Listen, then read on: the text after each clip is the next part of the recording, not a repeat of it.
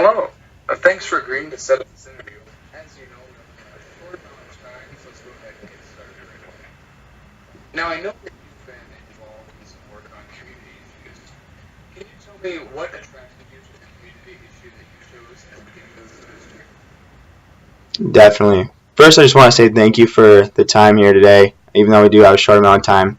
But the community issue I chose at the beginning of the semester has to do with golf course community. And because one of my favorite things in the world is the golf course, it's what I want to do for a living. It's what I've been doing since a junior in high school. I decided to do my community issue on I believe that we're using too many harmful chemicals on the turf and in the soils to get the golf course as nice and pristine as everyone's hoping for. This summer I worked at a golf course internship out in Long Island, New York, where they had 5 golf courses, and one of them was one of the top 100 golf courses in the world. There we used a lot of chemicals in the soil and on the turf that I thought was harmful for the environment, but it got the golf course to be as good as it can be.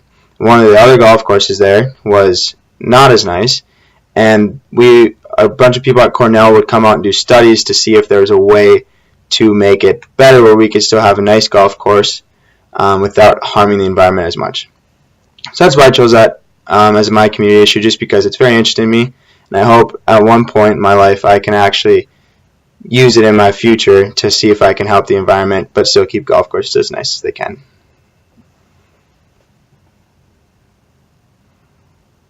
Okay, thank you. Now, your materials also said that you were involved in the community issue team project that focused on call to action. Can you share with me what call to action your team put forward and why you chose that call to action? Absolutely. So once we got in our group, we realized not maybe everyone likes golf as much as I do, so we did a distracted driving. That was our community issue, and especially now, a lot of people our age, they grew up with a cell phone in their hand before they could drive. So in that case, there are a lot of people who think it's just common to drive around with a cell phone in their hand. Our call to action we did was basically a pledge.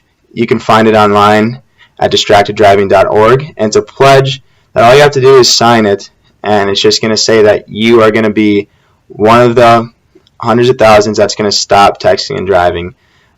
We thought it was good because it's just a simple way for students and people my age and your age to get out and not have to text and drive. It can wait. The other call to action we decided to do was we just promoted different apps on our cell phones.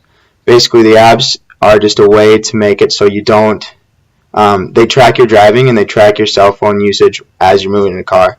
So our 2 call to actions were the pledge and the apps to stop texting and driving.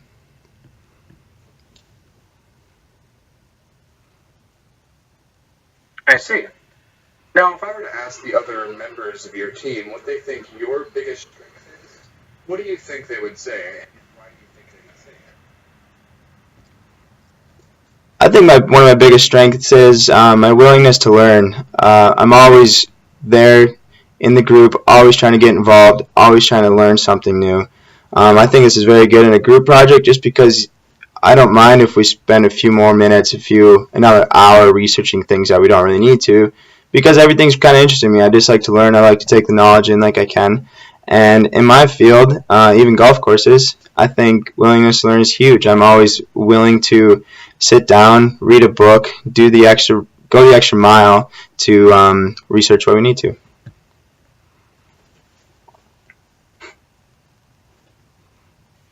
Okay, great. What for you was the most challenging thing about working with your team? Well, you see, our team was, we didn't really know each other that well getting into it. So we were kind of, not really strangers, we were just classmates. By the end of it, we were really good buddies. So the first time we met, it was kind of hard to criticize each other. And I don't mean that in a bad way. I just mean, when you're working in a group, you almost need to tell each other what you like and what you don't like, especially when you're looking at something like a speech together. If one of my group members is going to say something I don't think is right, I need to tell them. And so the second time we met, by this time we actually hung out once before outside of school, we became good buddies. And so we were very much more honest once we became good buddies. And so I think the biggest problem is just honesty right away. Trying to get together is always a big issue, but it's not really a problem. You just have to work around it. So just being honest with each other, but we overcame it. Thank you. Okay, last question. In 30 seconds or so, tell me what your biggest takeaway was from Comm this semester. What will stick with you and be useful to you? Yeah, definitely. I think Comm 110 was great. I've always been nervous to do any type of public speaking. One-on-one, I'm a lot better, but the public speaking thing, once I realized, especially watching myself, that I'm not as jittery as I think up on stage or in front of the class, I just realized I just look like a normal person. Just get up there, do your thing, go in with confidence, and practice, practice, practice. So I just learned how to be confident, learn how to practice better, and just know that I'm just another guy doing another speech. I just got to be as good as the guy that went before me.